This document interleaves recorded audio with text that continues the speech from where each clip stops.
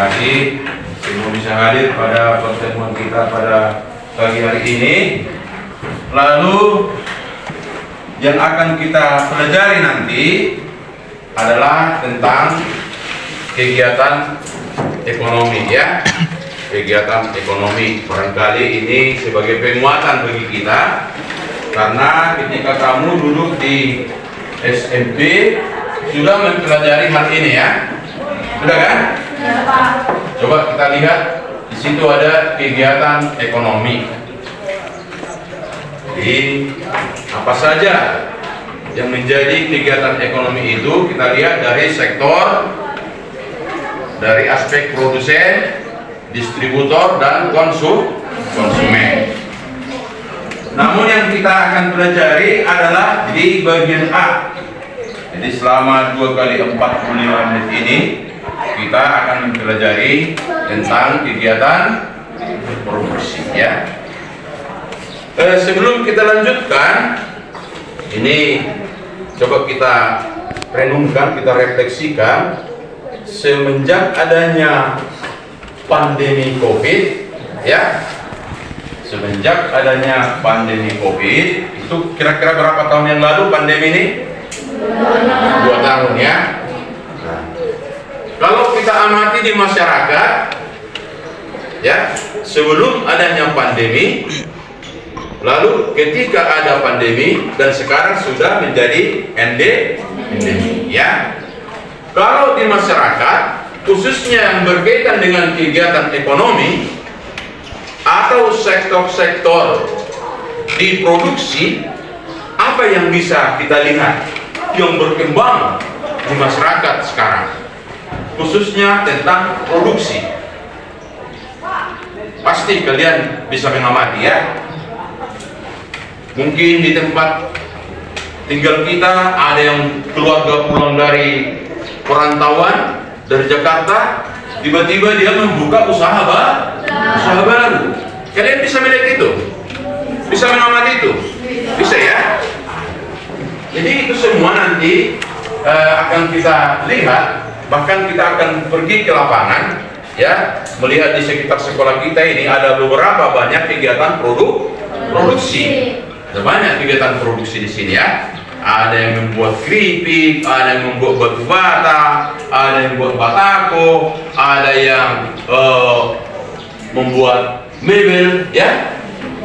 Lalu ada yang membuka kafe, ada yang membuka macam-macam lah sebagai produk, baik itu produksi barang, baik itu produksi jasa, ya. Muncul lagi kita lihat lembaga-lembaga keuangan non-bank berupa koperasi-koperasi muncul, ya. Banyak kita lihat itu berupa jasa dan perdagangan. Jadi itu tantangannya, ya. Jadi apa yang menurut Anda yang bisa kita amati semenjak adanya COVID, lalu berkembang ada kegiatan-kegiatan ekonomi di masyarakat? Pertanyaannya apa? Salah satunya tadi kegiatan berproduksi, kegiatan berproduksi, ya. Jadi ini salah satunya. Jadi untuk pertemuan ini mau kita lihat apa saja, hal-hal apa saja yang akan kita pelajari berkaitan dengan kegiatan produksi. Kalau untuk kegiatan distribusi konsumsi itu nanti kita pelajari untuk pertemuan berikut.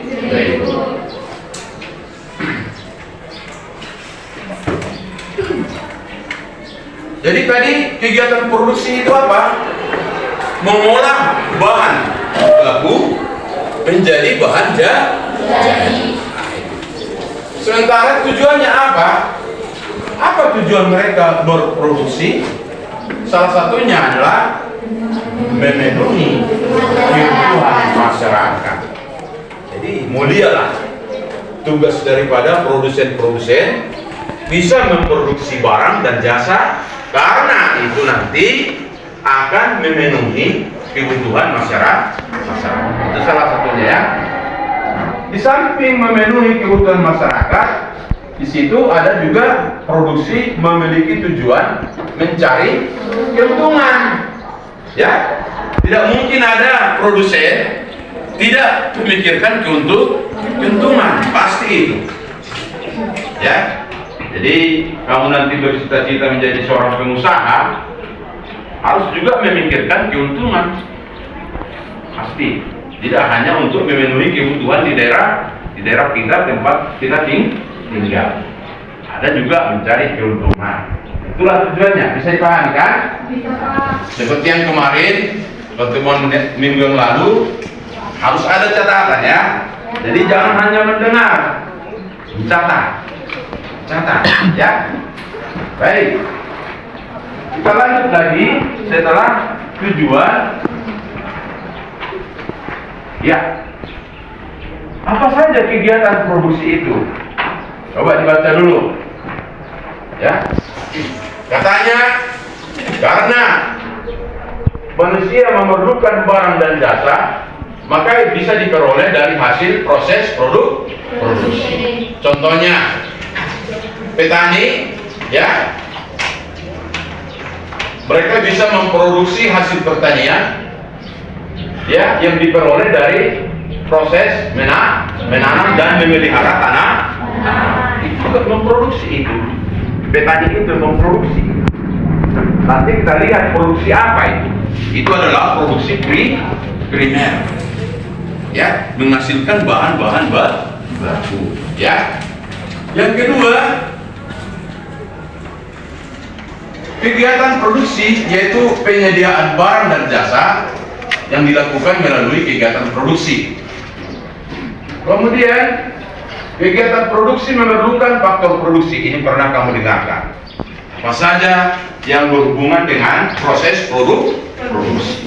Jadi apa saja yang kita gunakan dalam memproduksi sesuatu barang atau jasa, apa yang kita butuhkan, itulah yang disebut dengan faktor produksi. Faktor produksi berarti barang dan jasa yang dibutuhkan dalam proses produksi untuk menghasilkan output atau luaran, itulah disebut dengan faktor produksi. Jadi input itu adalah faktor produksi, outputnya itu adalah produk. Produknya apa? Bisa berupa barang, bisa berupa jasa. Itu. Baik, apa saja sumber daya ekonomi atau faktor-faktor produksi? Ya, ada sumber daya alam. Ya, ada sumber daya alam, natural resources. Itu juga faktor produksi. Jadi apa yang tersedia di alam? Ya, apa yang tersedia di alam kita gunakan dalam sebuah proses produksi untuk menghasilkan output. Natural resources. Kemudian apalagi yang kita butuhkan dalam memproses suatu produk, atau apa yang kita butuhkan dalam proses produksi adalah sumber daya manusia, human resources. Ya, manusia harus ada yang mengerjakannya.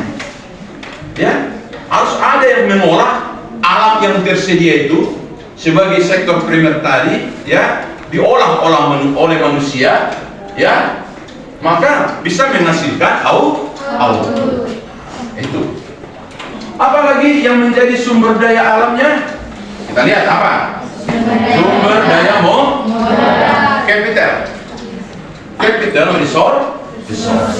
Jadi inilah yang dipadukan, ya, sumber daya alam, natural resources, human resources, ya, capital resources, berproseslah itu, ya, dalam suatu proses produksi menghasilkan apa? Output. Apa outputnya? Produk. Apa produknya? Bisa barang, bisa jasa, service, good and service. Itu dalam bahasa Inggrisnya, ya. Good and service. Good itu adalah barang, Service itu adalah jasa. Ya, paham itu kan? Baik. Jadi inilah faktor produksi. Dari sekian banyak faktor produksi ini dikombin lah ya, dikombin, berproseslah dia untuk menghasilkan output. Jadi itu nanti di lapangan mau kita lihat ya. Itu nanti studi kita di lapangan nanti ya. Kita lihat bagaimana sebuah UMKM, bagaimana sebuah kegiatan produksi, katakanlah memproduksi keripik, memproduksi mebel, memproduksi batu bata atau kondro, ya, tahu kondro kan? Itu seperti yang ada di depan sekolah kita kan? Ada di Tuka itu kan? Jadi semua menggunakan sumber daya ekonomi. Ada yang sumber dayanya dari alam, ada yang modal, ada manusia yang mengerjakannya. Baik, paham itu ya? Biar kita teruskan. Berikut. Ya, pertanyaan mendasar. Ya, pertanyaan mendasar. Ini juga sudah pernah kamu pelajari ketika kita duduk di bangku SMP. Ada permasalahan pokok, ada pertanyaan mendasar bagi seorang produsen untuk memproduksi barang dan jasa. Ini diterangkan oleh seorang ahli ekonomi namanya si Paul A. Samuelson. Ya, kamu pernah dengar itu? Ahli ekonomi menjelaskan itu. Ada pertanyaan mendasar, ada masalah yang harus kita tanya dulu sebelum kita melakukan apa? Proses produksi. Apa itu? What? Ya. Apa yang harus diproduksi oleh seorang produsen? Itu harus ditanya. Jadi seorang pengusaha harus bertanya dulu itu dalam hatinya, apa ya yang akan mau saya produksi? Lalu bertanya juga bagaimana bahan bakunya, sumber dayanya, apakah cukup atau tidak. Nanti kita buat suatu kegiatan produksi, padahal bahan baku harus kita impor dari daerah lain, ya. Sementara nanti hasilnya tidak berimbang penghasilan dengan pengeluaran, bisa merugi ya. Jadi harus kita tanya juga. Lalu adakah tenaga kerja yang tersedia, labor? Adakah di tempat kita itu yang menjadi pekerja nanti?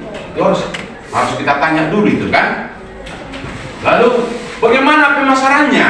Setelah kita produksi, ada yang membeli enggak?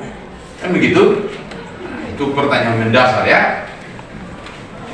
Lalu kalau sudah ada ini, barangkali bisa nanti produksi kita itu, hasil daripada produksi itu akan bisa menghasilkan keuntungan. Karena di samping tadi untuk memenuhi kebutuhan manusia, seorang produsen juga harus bagaimana? Memikirkan keuntungan. Ya, bukan hanya capek kan? Tapi harus ada keuntungannya. Nah, itu. Jadi inilah hal-hal yang terkait nanti yang mau akan kita kembangkan ketika kita studi di lapangan ya. Kita lihat nanti ada beberapa kegiatan usaha. Ini harus kita tanya nanti dalam hati kita ya. Baik, dalam arti sempit ya, produksi itu menghasilkan barang dan jasa. Sedangkan dalam arti luas adalah bahwa produksi itu adalah semua kegiatan manusia yang bisa mengubah nilai guna, utility. Baik. Kemudian kegiatan produksi meningkatkan nilai guna benda. Contoh, kayu gelondongan, utility of form ya, benda, kayu gelondongan. Botol gelondongan, tahu gelondongan? Kayu yang di hutan itu kan, itu tidak akan bernilai guna ya kalau tidak diolah menjadi bahan baku ya, atau bahan jadi seperti menghasilkan meja dan kursi. Nah, baik. Apalagi nilai gunanya? Nah, ini nilai guna barang dan jasa.